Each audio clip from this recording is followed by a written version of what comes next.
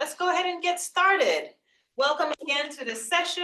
My name is Marie Balolu. I am the program manager, assistant director now for the Global Information Education Office. It is a pleasure to welcome you to the session and to tell you about all these amazing opportunities. Welcome to Dr. Four and Professor Bhatia as well, who will be joining us and talking about their programs. So without further ado, I'll just go ahead and kick it off. The lovely faces you see here are my team members. We are the dream team, the business school. We make all these opportunities come true.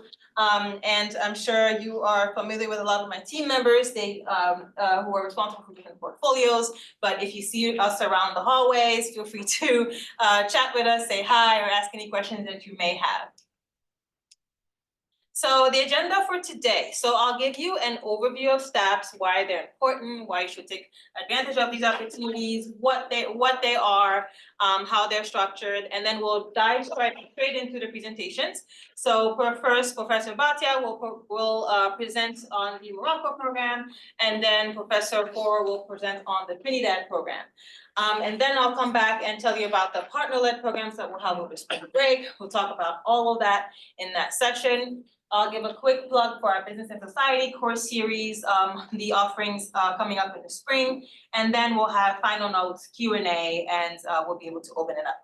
If you have some time, I also encourage you to stay for our reception. I've ordered quite a lot of food, so feel free to stop by, grab something if you have class later. It'll be a great snack.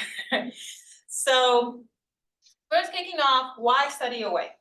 Study away brings you exposure to new regions, countries, sectors, and ways of doing business. It gives you access to new topics of study that may not be available on the at GWSB or on the GW campus. So this is a way to, again, expand your horizon. It enhances skills in leadership and to strategic thinking because these are experiential learning opportunities. So they really put you in real business settings. You are talking to stakeholders, you have business visits on these programs, and you interact a lot with a wealth of different types of people who are a part of the industry. It increases cultural competency and awareness.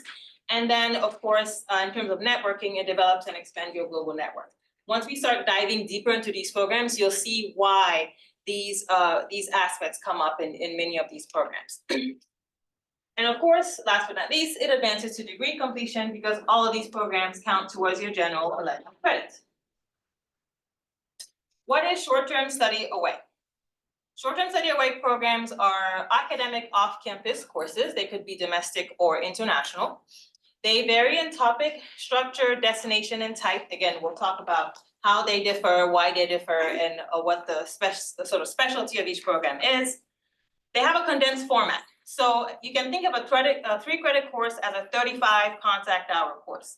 35 hours is basically, if you think about a regular course that you take in a semester, those 1.5, 2-hour sessions that you have once per week for 14 weeks, it's at least 35 credits. So imagine all of that condensed into a week, basically. So that is what these programs are.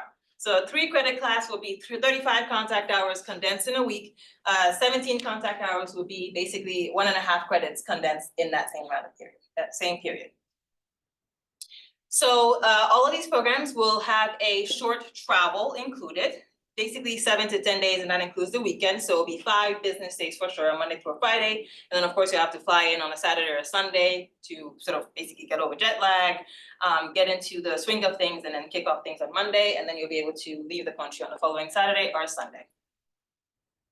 So these programs count into your general elective credit. So what do I mean by general elective credit?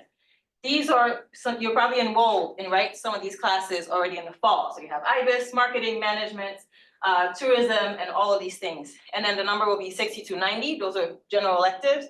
So you can take all these any of these courses, and they'll apply to any of these programs. Of course, depends on your academic advisor approval. So we'll talk about when we get to the partner-led programs that there is an approval process. So you'll need to make sure that you understand how to fill out the petition and get your advisor's approval in order for them to count as your general elective credit.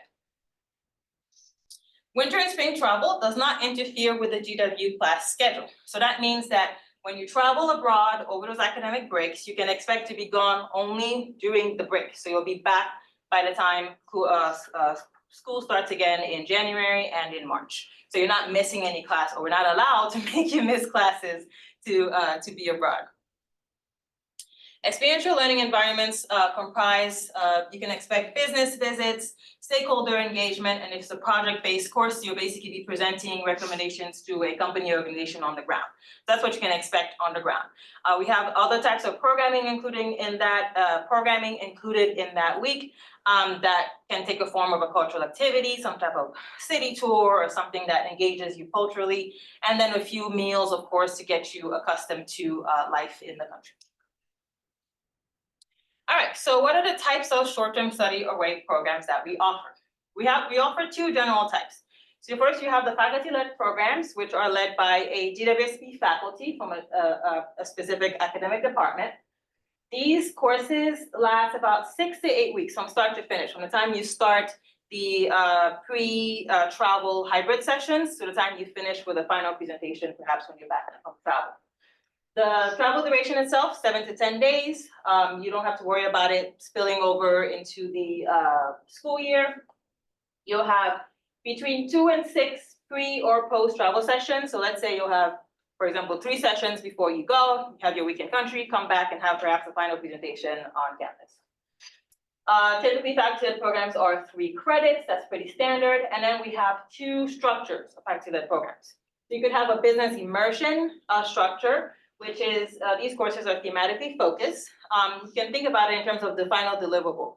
That final deliverable will be a paper or presentation due to your faculty, while in a global business project, you'll be engaging with a company or organization that has a real business need. So during the course, you'll be working on recommendations for them. So in country, you'll be delivering your final recommendation in a formal presentation to that client. On the other hand, we have partner-led programs. Partner-led programs are hosted by our GWSP partner institutions. These are institutions around the world that have a bilateral partnership with us, so we can send students to those institutions on a semester abroad, and we can receive students from those same institutions. So many of them offer these opportunities. They're, in terms of travel, 7 to 14 days. Again, over winter and spring, you're back before the school starts. Over the summer, they tend to be a little bit longer. With partner-led programs, there are no pre or post courses. So you basically just, the course starts when you arrive in country that first day. You might have, of course, some pre-arrival readings and assignments, but there's nothing starts until you actually arrive in country. The number of credits is typically varying. Over the spring break, all the programs are 1.5 credits. Over the summer, they may be a little bit more, depending on the duration of the total program. All right, so who can study away? So on faculty-led programs, all graduate and qualified undergraduate students at the university can apply. So that includes GWSP, CCAS, Elliott, everybody around the university. Non-GW applicants will have to basically enroll as a non-degree students in order to participate. They count to a general elective space, as I mentioned before, and all degree majors and schools are welcome to apply. For our partner-led programs, those are exclusively reserved for our graduate business students. So only graduate students at the School of Business can apply for our partner-led programs. Where can you go? Well, so here is the current offerings that we have for the winter and spring 2025. So we have 2 faculty-led programs, Morocco and Trinidad and Tobago. We have 1, 2, 3, 4, 5 programs over the spring break, 4 of which are partner-led programs, and we'll have 1 business and society course, which is based here in DC, so it's not an abroad course, but it's still an experiential learning course, which is why it's advertised along our other options. Please make a note of the deadline. Friday, October 11th is the last day you can apply for these programs. It's still pretty far away. It does seem pretty far away. Put in your application now. All right, in terms of timeline, the application is currently open and will close on October 11th. You can expect a decision from our office on October 21st. So for any program that you apply for, you'll get all those decisions on the same day, whether you're accepted, waitlisted, or denied. And then you'll have until the 27th to commit to the program of your choice. And then in terms of travel, you can expect travel for January programs between the 4th and 11th. And then over the spring break between 9th and the 15th. In terms of summer programs will be announced on December 12th, and then you'll have until February to submit the application, and we'll kick off that cycle. So that's just a preview, but it will be the same. I'll have information sessions, lots of information coming up for the summer opportunities. All right, some application notes before we dive into the program participation, the program presentations. Students can apply for all programs of interest. If you're interested in one program, you can apply for the one. If you're interested in three, you can apply for all three. Apply as many programs as you would like. You can rank your applications in the system. When you create one, you'll see in your portal, you'll have one little tile there. You create a second application, you'll have a second tile, and you'll be able to rank them 1 or 2, whatever order you want to put them in. Admitted students can participate in multiple programs only if they don't overlap in the timeline. So if you're accepted in a winter and a spring break program, you could potentially do both depending on your budget. If you're accepted into 2 spring break programs, you can only choose one because you can only participate in one. All cost estimates are included on the respective brochure. So please go into the brochure, make sure that you're aware of all the costs. Many of these are, there are estimates that I try to give you an idea of how much it will cost, for example, for a round trip flight. But flight costs depend on where you're flying in and out of, and then other factors. So again, those are just estimates, but it gives you an idea of how much you can expect to spend on these programs. How to apply? The application is very simple. So you'll go to our website, it's right here. Go to short-term programs. You can scan the QR code to access our website a little faster. And then you'll see this. So these are the programs that we have listed. They're highlighted because they lead to a web brochure. So once you click on the highlight, it'll lead you to a web brochure that looks like this. There's going to be an Apply Now button at the top and different tabs. So you'll see Program Overview. That'll give you an overview of the program, description, everything you want to need to know about the program will be in that tab. And then there's a Program Details tab where the cost sheet is. You want to scroll all the way at the bottom, look at the cost sheet, and then you can look through the other tabs as well to get more information about policies and procedures for all of these programs. Okay, so here I want to just bring your attention to the information that's included in the program details. You have the eligibility section where you can double check what sort of the eligibility criteria for this program is. The academic credit, you want to check how especially, I already told you, but any parameters on the academic credit will be listed there, and the cost sheet is at the bottom of that page. So this is what GW Passport looks like once you hit that Apply Now button. Make sure to do not enter your full email address, like ending in @gw.edu, because they'll think that you're not a GW user. You only enter your user ID. Your user ID and your regular GW Passport, and you're able to log in and it'll recognize all of your information as a GW student. If you're unable to log in, if you have any other issues, please reach out to us.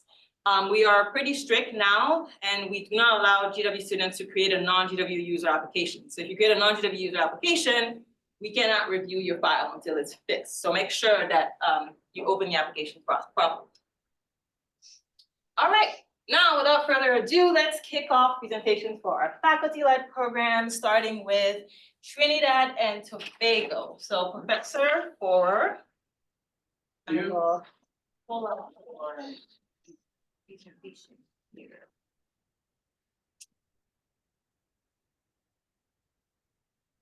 Oh, thank you. You're very welcome.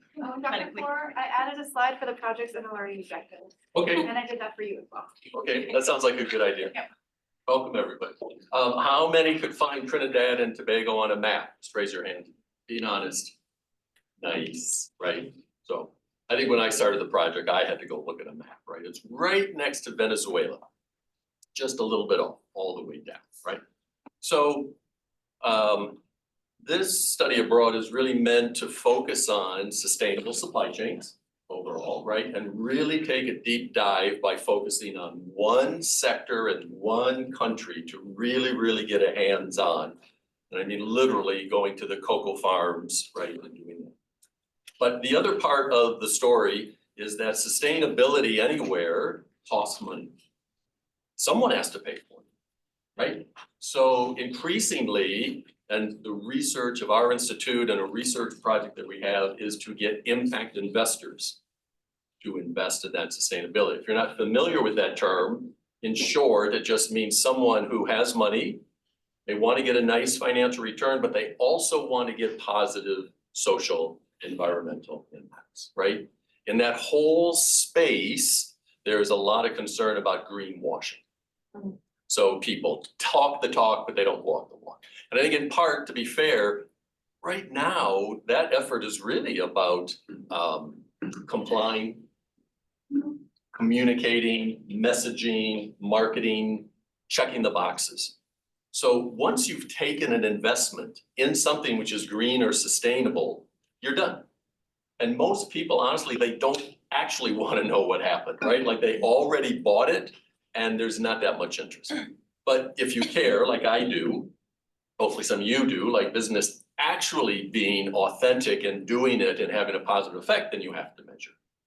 That's why impact investors come in, because investors will care a lot more that they're actually delivering from a financial point of view, what's being done, why the costs are spent, why it's being done that way, than other people will.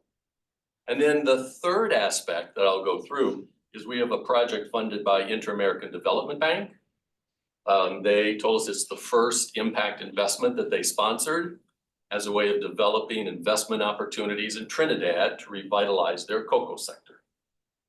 So a lot of the project work on cocoa, carbon, and community has already been done.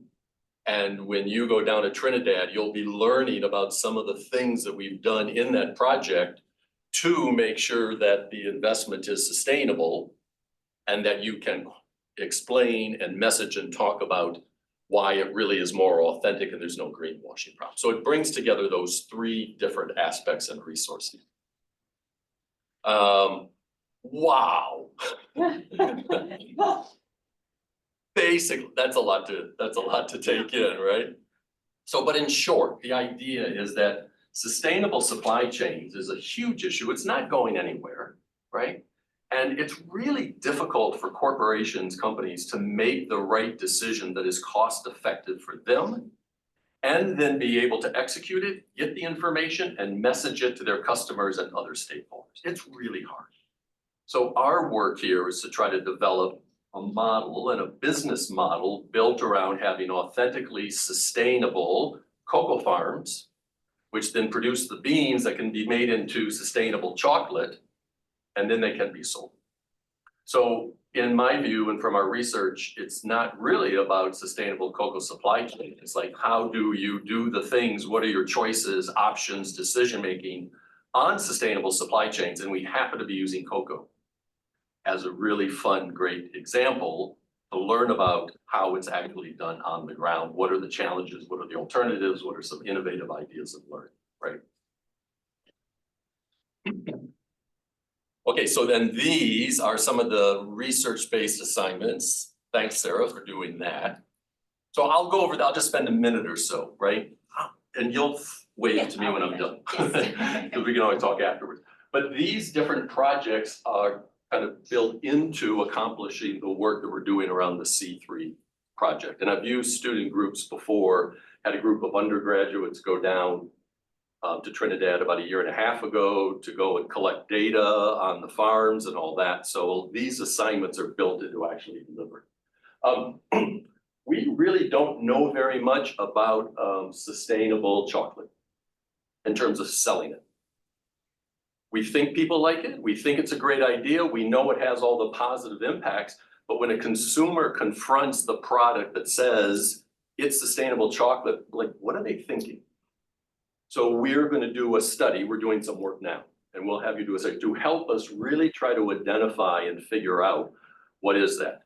So then we can take that information and bring it back to the standards and the guidelines for the farmers in Trinidad, so they're actually growing their beans in a sustainable way, which is aligned with what consumers want, right? There's no shortage of organizations that will tell you what sustainability means, but we're thinking market.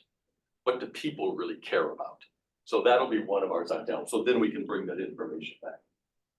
The export distribution strategy, right? Right now, it's the beans, right? And then they're bought. by wholesalers, ship them to Europe, turn them into what they call liqueur, the chocolate blocks, ship it to the US, chopped up, made into chocolate bars, a different chocolate product. But the value of the final product from that in the beans is about 7%. So the farmer is capturing about 7% of the value of that. So of course, in Trinidad, they all want to make chocolate bars.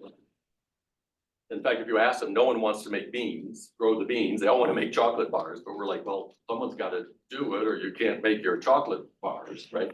And then export it and capture a lot more value. But if you think about who probably is in the weakest position to export from Trinidad to the US, it's some small farm on the island. There's just no chance. And some are doing it, right? They go to, but really they take the chocolate bars and like stick it in a big suitcase and then go in the plane to New York and give it to their nephew who is trying to. So one of the ways is to come up with a strategy for how small farmers and small production can collaborate and get a marketing strategy that will help them be able to do it collectively, including the branding, including distribution networks, right? Placement with different retail partners, like we don't know, but we know they can't do it on their own. We think there's a great potential to do it potentially, so we'll ask the group to help us, right? How do we really make sense? And then again, that'll be applicable to any kind of small ag problem, right? To try to help and devise how can we do that. The third one is about biochar, if you know what that is. If you take wood and burn it, you'll get charcoal. If you burn it slowly, all carbon emissions. And eventually that charcoal is going to give up carbon. But if you turn it into biochar, that means that you're burning it with almost no oxygen at a high temperature rate. So in essence, that biomass material crystallizes. And because it's crystallized, then it locks in and is very stable. It'll stay, the carbon will stay locked in for 50, 60, 70 years. So if you're thinking about removing carbon rather than having the biomass be handled a certain way, eventually that CO2 is going out, we're locking it in. And then you can use it as fertilizer because the nutrients that come from the biomass leach out over time. So we're very excited about the prospect of setting up biochar equipment on the different farms and then using that to capture carbon, turn it into a carbon credit, and then sell the product, biochar or even activated carbon, which is used in different products. So that's a third one, right? Developing the business model around that. And the last one really is to take that and to help us sell the investments. There's a bunch of gaps I won't go through now, but one of the things we learned about impact investing, particularly in agriculture, when you go to a middle income country, low income country, there's a lot of public infrastructure and private services that just don't exist. So now you want the investor to put their money into a farm so they can grow it, harvest it, and ship it out, and all the things you would want, they're not. So it really becomes risky. So our way of addressing it is to create investment opportunities to then fill those gaps. So then the investor can not only invest in the farm, but they can invest in a cocoa farm management services company. Or they can invest in a cocoa nursery. So then you're growing enough sample, right? So it's not really a risk mitigation, it's a investment opportunity that then lowers the risk. And so there are several of these, and we'll want to have a pitch for people that says, right, in essence, here's what it is, kind of a pre-feasibility study. So those are the four areas that we'll assign different people to on teams in order to work and develop. Those will be the assignments. Well, thanks for putting those in. Of course, and students can share with you their preference Oh, so yes. that it relates to career goals. Yep. And Thanks for mentioning that. How much more time I got? 5 minutes? So real quick, so bring these three together, right? So what's the sustainable supply chain issues? These are kind of the classics, right? Impact on the environment. Sometimes people just think in terms of climate change, but there's a lot of different factors, and what you learn is that you've got a view about the impact of business activities on the environment, and they want to reduce those. That's one view of sustainability. A second view of sustainability is more of a business view, right? How do I keep my business operating profitably, sustainably over the long term, right? That's what people want. So you often get these two groups that are a bit at odds with each other because they use the same word, sustainable supply chains, but they kind of mean different things. So our effort in my research project is to bring those two together, right? So you are helping corporations select supply chain policies and practices that enhance their competitiveness, that takes care of the business side, but authentically really does produce products that consumers want that have a limited impact on the environment and has positive social incomes. So that's kind of the challenge. And like I said, it all costs money. So I don't think looking at these as separate, they have to be melded together into one business model that understands the value of doing both, rather than thinking them as trade-offs. You have one or the other, think of them as being compatible at the same time, and think of them as potentially then being synergistic. If I'm a business and I'm operating, how do I take the consumer concern about sustainability, pull it into my business model, and actually be more successful and profitable than if I had just operated differently? So if you're an impact investor, same way, right? Impact investors want to put in money, get their return, have the positive impact, but it's usually seen as a trade-off. Either I'm making money or I'm doing something good, I have to do less. That's not a very strong pitch. Do I have a great investment for you, but oh, by the way, you're not going to make market rate returns? Like, that's no way to start a conversation, right? So a lot of people are coming to see that you can have impact investments and get market rate returns. More and more people are working that. But here we say actually that by putting those two together, there's synergies, and you can promise the investor greater financial return than if they had done it the conventional way. And that's by taking advantage of some of these investment opportunities. So we'll understand about impact investors and how we can make this project to them. And then last is the C3 approach. My colleague down there, Pat Manathan, Umarahan, everyone down there calls him Prof. I call him Uma. Well, if you come with me, you'll have to find your own way to what to call him. He heads the Cocoa Research Center down at University of West Indies, UE. World-renowned cocoa research center, highly respected, unbelievable. When I go around with him down in Trinidad and go to meetings, everyone's just, he's the guy, right? And he's a great, great person. So we have been working on a new business model, and that's why IDB wanted to give us the grant to see if we can figure out so then it can apply, not only to Trinidad, other Caribbean islands, other places, right? And our model is one, so here's kind of the nice, well, I'll say two things and then I'll be done. So you can see the cocoa, the carbon, and the community, right? All together integrated, and we're working on developing those programs. They all cost. So how do we develop the activities, get people to put in money and get that financial return at a reasonable rate of risk? So one of the things that is really interesting about Trinidad is that they used to produce a lot of cocoa. And then over the years, they discovered oil and gas, and then diseases hit. And so it's really been down the line. So you have a lot of abandoned farms, very low productivity, right? So here's like from the business angle, but what they grow, Trinitario, cacao, is considered a top bean in the world. Some would say the top bean, guess it doesn't really matter, but a top bean. So it has all of these floral flavors, all these flavonoids in premium cocoa bean. Not like a more industrial cocoa bean that they grow in Western Africa, right? Like you have to have the right conditions and all that, not by choice. So people will pay top dollar for that. Normally an industrial kind of generic cocoa bean, a ton will go for $3,000, maybe $2,500 a ton. The Trinitario goes for $6,500, maybe even $7,000. So people will buy as much as you can make, right? So why aren't they making more? Well, because they abandoned all the farms.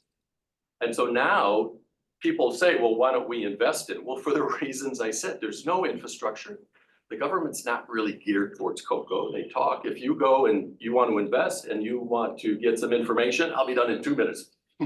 It's not there. So it's our projects that's been pulling this all together. So you've got a highly underutilized asset that can get a premium price. And the way you increase productivity is really inexpensive. You really just do precision farming. you trim at the right time, you worry about diseases. But now, like in a lot of agricultural sectors and a lot of farms, people farm the way they farm. And they farm the way their fathers farmed. And they're really not that interested in someone else coming in and saying, you know what you could do? It's like, right, with the shotgun, get off my land. I mean, it's a mindset. But if you have a business model, then we can bring really great cocoa farm management services, really increase productivity 3, 4, 5 times, right? Other countries have done it, like Ecuador, get that kind of level. And then you can sell it for a premium price. It's just an awesome investment opportunity, but we just have to get together the pieces. And so this is when we go to help you help us make those pieces and then learn firsthand, like what are all the challenges in making a sustainable product? Because we are arguing that this will be the most sustainable chocolate. And even working on trying to make it branded as net zero carbon chocolate. So, right, but if you're gonna make it, you actually have to do the right thing. So that's it in a nutshell. Can you share those slides with them? Because then there's more stuff behind it. Sorry if I took a little bit too much time. Thank you so much, Dr. Ford. All right, we're a bit short on time, so we won't have the program specific questions, but we'll have time at the end. So I'll speed through the other sections so you have a chance to ask questions directly to Dr. Ford about his course and Professor Bhatia as well. So without further ado, Professor Bhatia, you're up. Thank you. Okay. Hi, everyone. I'm a bit envious regarding Professor Ford's trip because I spent some time working in Trinidad and Tobago. It's been a while and beautiful. It's lush. And the Trini culture that those of you that decide to go, will appreciate. But let me tell you why Morocco should also be on your mind. Beautiful, beautiful country, not just because of these beautiful images, but the culture, the people. I'll share a little bit about Morocco first. There are a lot of fun facts about Morocco. I'll just share a couple. First is that it's America's first friend. It was the first country to officially recognize the United States of America. A long-standing relationship with the US, the only African country with a free trade agreement with the US.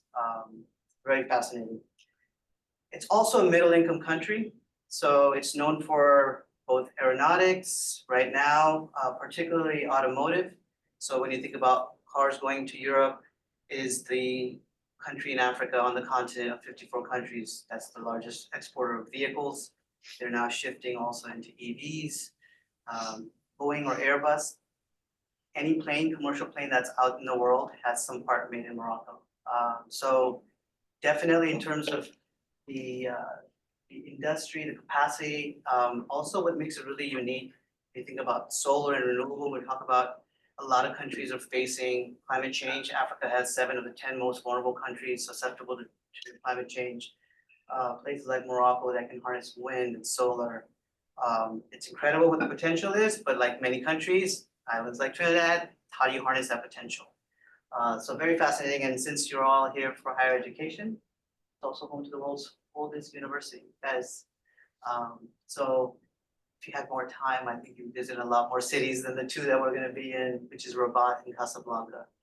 So all that brings up what you'll be doing. So why did I choose Morocco? I spent a lot of my time as a development finance practitioner. I've worked in many regions around the world. Right now, I spend my time on the African continent, very focused on entrepreneurial ecosystems. How are we grappling with some of the biggest challenges we face in society, and how are entrepreneurs helping to address that?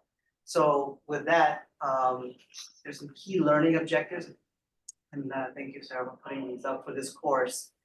Entrepreneurial ecosystems, you'll hear a lot of imitations of Silicon Valley. It's not easy to emulate or recreate what Silicon Valley is, right? I grew up in the Bay Area, so I know it's had 5 years of experience of having academia, capital, the talent, all coalesce, and of course, some good luck as well. So there are many countries, particularly in Africa, which is facing a youth bulge. So there's some statistics. I think by 2050, 1 out of every 4 people on this continent will be on the African continent. So you have a very young population looking for opportunities. Typically in a lot of these countries, these societies, the pathway to job security is is working in the public sector, working for government. The reality is that there aren't enough jobs for the youth. And so what aspirations do they have? What ideas do they have? A lot of these universities are graduating students that are looking in the marketplace, finding not many jobs to even do, so they're starting their own businesses. That's where entrepreneurship comes in. Essentially, what I want you to come away, both through the courses, the in-class sessions we'll do leading up to the trip, is understand what makes an entrepreneurial ecosystem thrive. And we'll look at several examples. Again, I've mentioned my time in Africa, both Cape Town, and several other places. And then we'll look at what are what we call the enabling environment. What are the conditions that enable entrepreneurship to either thrive or be stifled? This is officially the Kingdom of Morocco. You'll learn about what makes it both positive and where there are challenges when the government is involved in entrepreneurship in a very, very active way. Of course, there are a lot of stakeholders in the entrepreneurial ecosystem, not just government. You obviously have the investors, VCs, venture capital. You have the founders at the core, the entrepreneurs, and you have academic institutions. So we'll look at how all of those play a role in supporting entrepreneurship. Ultimately, what I want you to do is to be able to see from a founder and venture capital, a VC perspective, is the investor and the entrepreneur. How do they become more investor ready as an entrepreneur, and how do VCs look at a company, both the startup founders and the model, and see, is this worth writing $200,000-$300,000 check? Can I put my equity in, which is high risk, high reward, and will I get that back? How do investors make that decision? You heard a little bit from Professor Foran, impact investors. Venture-backed investors are looking strictly for commercial returns. They want to see scale. They want to see replicability. Do we have that in Morocco? Do we have entrepreneurs that are thinking big, developing solutions for a market which only 37 million, but there are a lot of other big markets in the region. So here's the breakdown. All of these photos were chosen by choice. So this is the Mohammed VI Tower. You'll see a lot of things named after the Majesty. The second, it isn't open yet. It might be by the time we're there. As you know, how projects get delayed. This will be the second largest tower on the continent of Africa. It's meant to have, this is in Rabat, the capital. It's meant to have office and retail and a host of things. I went by it recently. I was just there about 3 weeks ago. But let me just first tell you about the program. It's led by me. Obviously, it's you know this already. Marie covered some of this. The course, credits, and in terms of the sessions, I teach using the case study method. Many of you are probably familiar with it. So I've chosen 2 cases from the Harvard Business Review that are focused on Morocco. Again, Morocco and entrepreneurship, which will be great, I think, for you to get a perspective on before you head there. So those are the 4 sessions. As I mentioned, Rabat and Casablanca. You would be flying directly from Washington to Casablanca. Casablanca and Rabat are an hour away by train. Casablanca is kind of their Silicon Valley. It's their central hub for technology and innovation. Rabat is where the government's located. And there's another fascinating city where I was in May for a big conference called Marrakesh. You're not going to get a chance to go there. 3.5 hours away. At least not on this program, but probably a reason for you to come back in the future time. Program highlights. So I'm talking to you about entrepreneurship, right? When people think about entrepreneurship, they think about African startups. They tend to think of the 4 big markets, and they're noted up there. It's Egypt, Kenya, Nigeria, and South Africa. That's where majority of venture capital flows. But here's a really telling statistic. So globally, in 2022, there was about $630 billion of venture capital invested into startups. What percentage of that do you think went to the African continent? What do you think? Out of The number again? 632 billion globally invested by VCs into primarily tech startups. What would you guess? I would say not too big of a percentage. Under 10, above 10? Under 10 definitely. So one is definitely less than Yeah. 1%. Does that mean there's only 1% of the African continent that has all these amazing founders that have all these amazing ideas? Absolutely not, and they're tackling some of the biggest problems, so there's a huge disparity of where capital flow is, and we'll talk about that. We wanna know why that's the case, and in my professional capacity, so I'm a practitioner, I work at USAID, but I work for a White House initiative called Prosper Africa, focused on two-way trade and investment between the continent and the US. I'll tell you about what we're trying to do to address that, but that's part of what, this course is about. So why Morocco? Because when you get outside these big four markets, it's a question about Morocco being at that inflection point. And they are now hosting what's called the largest tech and entrepreneurship convening on the African continent. This happened in May. It's called GITEX Africa. It's part of GITEX Global out of Dubai at 35,000. It's like South by South. Those of you that kind of think about tech and tech convening. So Africa is definitely drawing a lot of attention. Morocco wants to build itself as the gateway to North Africa. And their entrepreneurs brought in about 119 million VC investors. Question is, compared to Kenya, which is similar in size as a country, which had 900 million, why is it that number? And so we'll talk about that. As I mentioned a little bit about my background, I've worked in development finance for about 24 years, started in microfinance. I worked in multiple regions, spent time in Trinidad, worked all over Latin America. I don't speak French, and I wish I did, because now I'm covering North Africa. I speak other languages.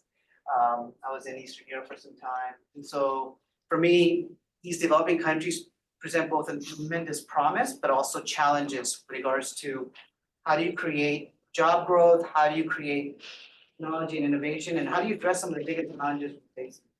So, I mentioned they have amazing food and culture. Official languages are Arabic and Berber. You have this amazing crossroads of Europe, Africa, the Arab countries. You just have this really interesting mix of people and cultures and languages. Spain, you just have a lot of that influence. And I think that's tagine, chicken tagine, by the way, big pot, which I brought back with me because I'm really into the way they cook. That's Casablanca in the evening. God, that's a big photo. There's another piece there, but a little bit about me, my academic experience with GW. As I mentioned, I'm a practitioner. I started at a finance startup providing financial services to underbanked immigrants in the US back in 2004. So lived the startup and also not survived the startup because the startup didn't survive. But while I was at the startup, I started teaching in 2007. Microfinance, led MBA students to the CAP program twice to Mexico, which was amazing. Done a couple of business society courses, crowdfunding for development when the Jobs Act came out in 2015, and blended finance. I just taught that in spring, and if you end up staying in DC, you'll love Professor Karate. He's a good friend of mine. I work closely with him. He's at the PFC, and my blended finance was a course that was just taught this past spring. I travel a lot, so it's not easy for me to figure out time for studies. That's why when Sarah and I talked, I said, yeah, I think I can make this happen because Morocco is where I've been spending my time, and I'm now the regional director for North Africa for Prosper Africa, which, as I just mentioned earlier, is a White House initiative, which was actually started during President Trump's tenure, but not much happened, and then President Biden decided to, if any of you follow the news, in 2022 host the Africa Leaders Summit, where he brought over 40 heads of state to put Africa at the forefront of what we're talking about. So this isn't just entrepreneurship for, supporting entrepreneurs. This is important for job creation. These are economies that if there isn't employment, there are not many other sources. Entrepreneurs can help lead the way. It also creates linkages between the US and the continent. So our ambassador to Morocco asked me in May to organize the first ever US Morocco VC forum. So we brought 25 VCs, some from Silicon Valley, but also Pan-African venture capital. So one thing about venture capital you'll learn about in the sessions leading up to our trip is how they co-invest on particular deals and transactions. You'll get lots of insights into how they approach things. So we organized a conference to bring VCs together, and then we brought 25 of Morocco's most promising startups. So if you know a little bit about the tech startup space, you go from pre-seed, like the idea, to seed, to Series A, B, and beyond. And we brought companies that were post-series, post-seed, meaning you get the first institutional check, but they were raising up to 2 million across various verticals, health tech, deep tech, agri-tech, again, technology intervention solutions to address critical problems. Morocco is dealing with a huge issue, which is water scarcity. We're gonna be dealing with it a lot in many other parts of the world, but they are dealing with it to such an extreme extent that they're looking for ideas from anywhere to help address. What you heard from Professor Four on, when you don't have agriculture that's efficient, so much wastage, tremendously impactful. So I'm super excited. I was just there 2 weeks ago. I was also in Cairo, so I'm a little jet lagged. But I'm happy to be back. I'm happy to be here. I'm really excited about Morocco and the opportunity it presents for those of you that are interested. So I may not be able to stay too late, Marie, for the reception because I do have to get going. But you can certainly share my email and anyone that has questions. I can stay for a few minutes, but not for the reception. All right, sounds good, yeah, perfect. Maybe took too much time, but back to you. Thank you. No, thank I you so appreciate it. much. Okay, so I will speed through the remaining slides. I'll see how fast I can talk. And then that way we'll have time to, you'll have time to ask questions directly to our two faculty leaders here. But just a quick plug for our other offerings. So onto our partner-led program, as I mentioned before, these programs will be hosted by our partner schools. So first one up is Technology Management in a European Business Environment. This used to be held over the winter break, but for scheduling reason, it's shifted to the spring break this year. So this, again, only for graduate business students, 1.5 credits. The program dates will be March 10th, which is Sunday through Friday, March 14. Program highlights. So this program is a collaboration with Duke University Fulbright Business School, UNC Chapel Hill, and GWSB. So that means there's going to be students from these 3 schools on the Grenoble campus. So you'll form a total group. There's going to be 8 students from each of these institutions. And then you'll have basically faculty from Grenoble teaching you. This program is amazing. They'll have a digital marketing seminar and multiple other courses on like gamification. It's called another thing. They also have a really cool innovation lab where they test out different technologies that students will get to visit as well and play around with the technology. The second program is also in France. This is corporate governance. This is hosted by Audencia Business School. 1.5 credits. The other one is in Grenoble. This one will be in Paris and Nantes. Overseas dates March 9th through the 14th. And in terms of highlights, this is taught by 3 different Audencia faculty. So there's 3 different focuses for the program. Company visits include Cointreau, Coca-Cola, City, Nature Découverte. Those are the company visits that they had last year. Some of them will repeat, some of others will change, but you can expect some company visits.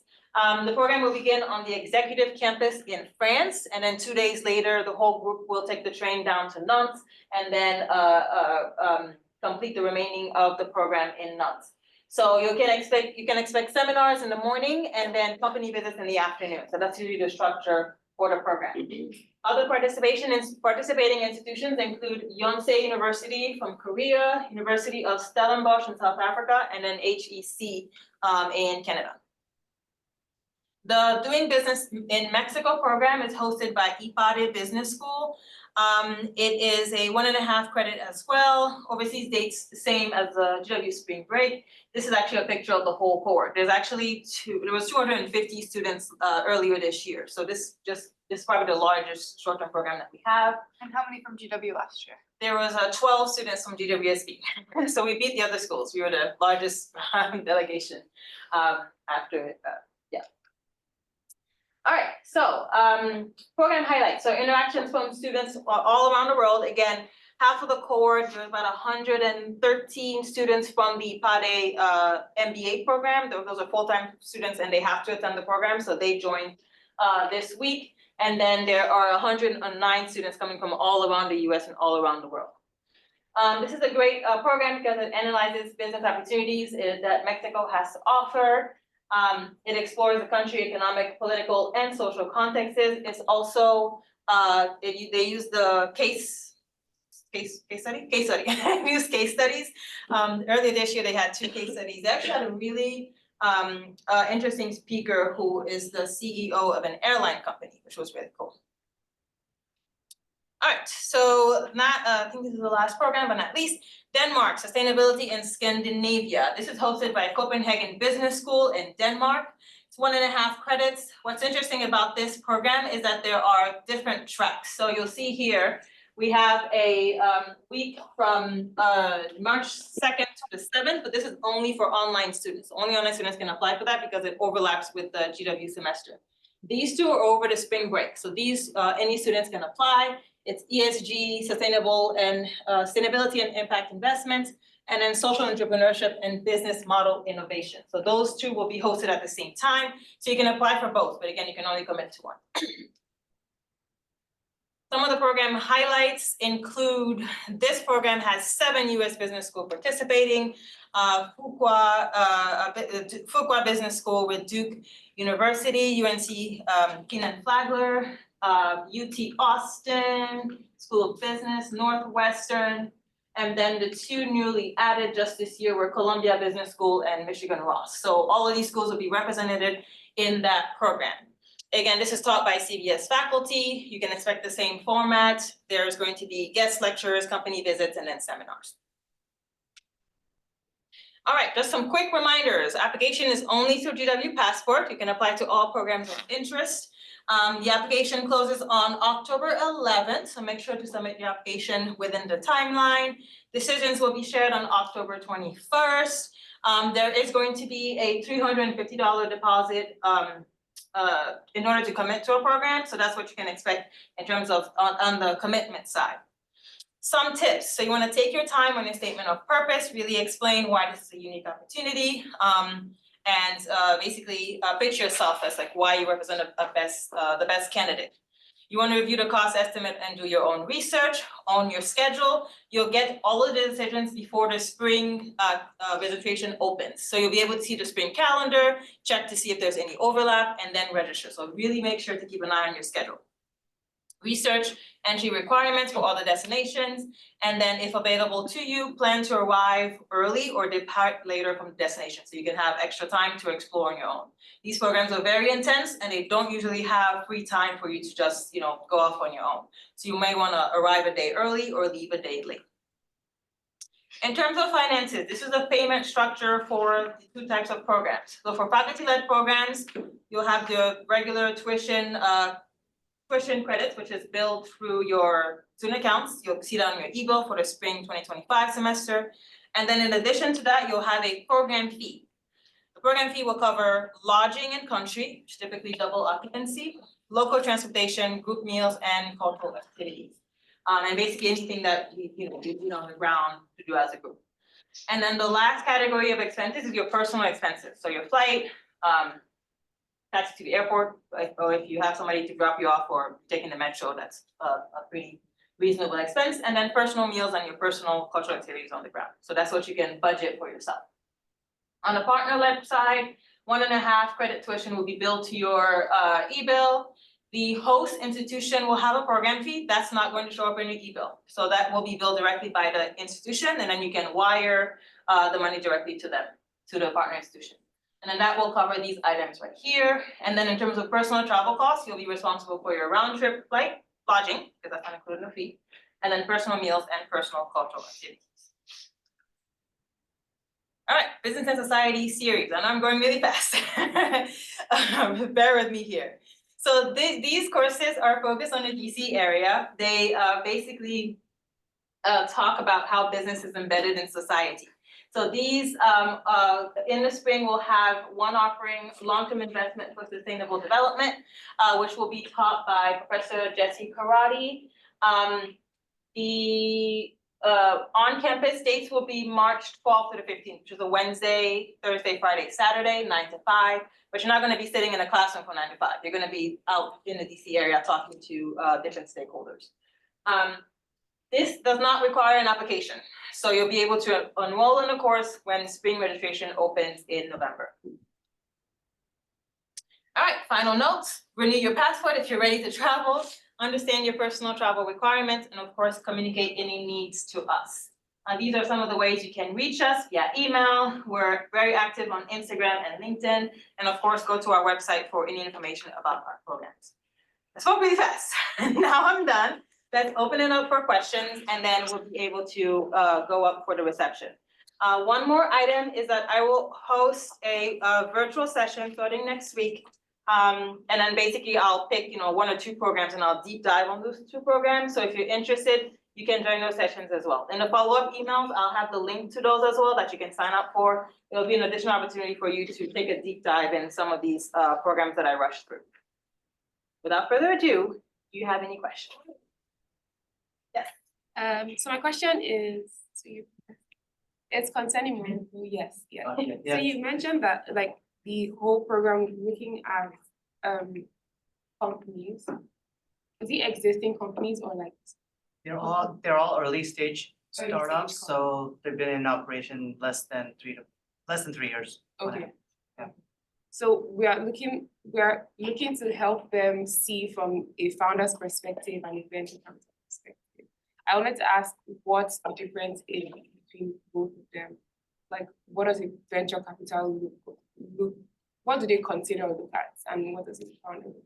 That's exactly what we're gonna, So, okay, that's what we're finding out. that's what you're gonna do, Okay. yeah, because part of us bringing, I mentioned the forum, US investors, how they look at companies and founders and how they know the value proposition and how they do their own valuation, we found there's a lot of mismatch. And so part of that is understanding where founders are in their entrepreneurial journey in Morocco versus if they're really going to attract institutional capital from foreign investors, not just US, but European, what they look for particularly. And so you'll sit down and meet with 3 or 4 of the most prominent VCs in Morocco to help understand their perspective. And then be able to meet with founders. We're gonna do I don't wanna call it Shark Tank, because that just tends to oversimplify. We will do a couple of, if any of you have ever seen or participated like in demo days of entrepreneurs who will pitch to investors, and you'll be kind of serving as a judge for that. Once you've gotten a little bit of the background on criteria investors look at when they're investing in these companies. Thank you. Hopefully that's Yes, it is. Okay. Yeah. Yes. This is more general, do we have an idea of when we would, when the programs for over the summer would be announced? Yes, summer programs will be announced in December, typically about early December. It's gonna be same thing as I did for the fall. I'll send a blast email launching all the programs and the website will be updated. How are the faculty-led trips, like her courses, graded? In terms of metrics, like I understand the program or the partner-led, you have like a output as a final presentation, but how's that done? Yeah, for faculty-led programs, so faculty-led programs are regular GWSB courses, so that you can expect the same sort of grading patterns. Of course, letter grade, posted to Blackboard and stuff. And then in terms of the assignments and other deliverables, you can find them on the syllabus for the faculty. So they'll have everything listed, everything that you'll need to do basically to get graded. Thank you. Any questions? Last chance. There'll be other chances. Yes, there will be plenty of others, yes. How many students, I guess the question for both of you, how many students will we expect to be in each program? It's the floor, sorry. Yeah. 25. Yeah. And if we're Looking for 20. Yeah, somewhere in the 20 range. yeah. All right, okay, thank you.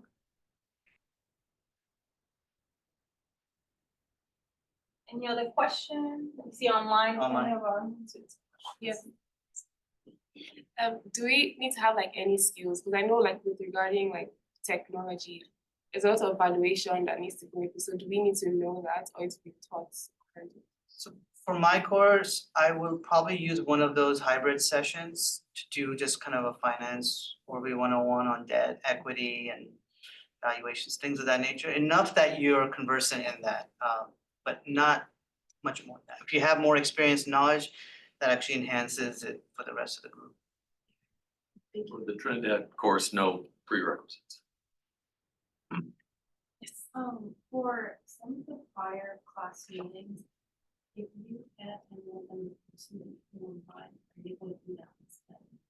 Yes, so all of the travel sessions will be hosted in a hybrid mode, so you'll have access to a basically a Zoom link or something to have you join the course, yeah. Because our online students will also are joining the course and they can't be here in person, so they'll have access to the link. So if you're in person and you need access to the link, you'll need to, of course, communicate that to the faculty in advance so that they're aware and that you can get the link. So it'll either be through Blackboard Collaborate or Zoom. Which I guess Zoom isn't bad. Collaborate. Random question, do you all have group travel tickets, flights that we use? We do not manage travel, booking the flights for students because students come from all over. And because they happen over the breaks, many students go home for their break and then fly from their home state, so it's not super convenient for us to book group flights. But we will have basically specific information on how to book flights. So students are not supposed to book flights until they hear from us. So basically we'll be telling you need to arrive in the country by this time and day. And then if you need any recommendations or any help booking your flight, of course, I'll have sessions for that as well. Yes. On that note, for the lodging, if we decide to come like a day early to stay, to just get a chance to explore Mhm. like Casablanca or wherever, will we know like where everyone is staying so that we can adjust any like hotel accommodations based on that, or? Yes, so all the participants will be hosted in the same hotel. So you'll have the address of the hotel and all of that, so you know that you're staying together. And then if you're arriving a day early, we can basically check with the vendor to see if you can stay at the hotel there. They'll give you the same rate that they're giving us. If you want to stay elsewhere, that's also up to you, and then check into the hotel once the program kicks off. Just to clarify, for Trinidad, you'll be staying on campus at Yes. University of West Indies. They're shut down, right, in terms of students, so it does help lower the costs, and it just makes it a little bit easier. So I do think that's a good point. If students want to go in earlier, we'll have Yeah. to make sure whatever arrangements we're talking with them. Yes. And thank you for bringing it up, because it's on the brochure, but in case you were just like blinded by sustainability, for looking at it and read the fine like detail on one of the tabs. Yeah. It is dorm accommodations for Trinidad and Tobago, so it's atypical for us, but a wonderful opportunity because we're closer to the research center and it makes it much more affordable. Yeah. But just in terms of managing expectation, as far as like what the experience would be like, it would be different than the hotel environment. Two quick questions, just regarding the logistics. So when you say for applying for GW passport, that's user ID and passport. User ID being our name or like the name part or the GW ID? I assume it's the ID. Because I was just here wanted before to- 2022, so when they said Sorry. user ID, it's my net ID, so whatever comes before the @ in my email. Yes. But they changed that in 2022, Yeah, so whatever they define as user ID, that's what you use. So yeah. I'm pretty sure it's the number. Yeah, It's a- okay. I think it's, yes, I think it's a GW ID now. How do you know?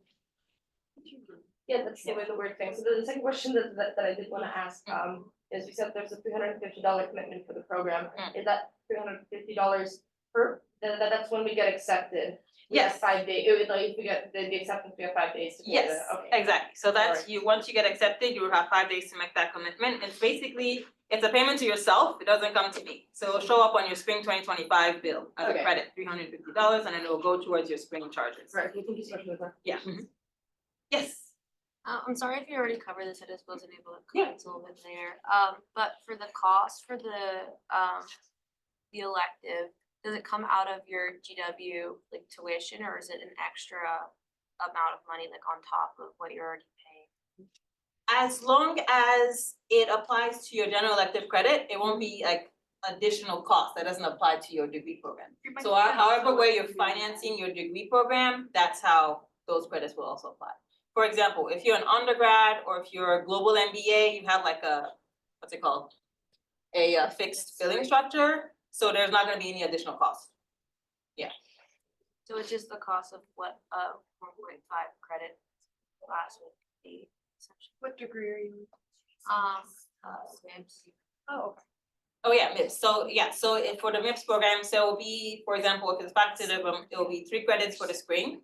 And then that's what will be your tuition charge for the 3 credits, but it'll basically apply to your degree. Okay. Any other questions? Shall we go eat now?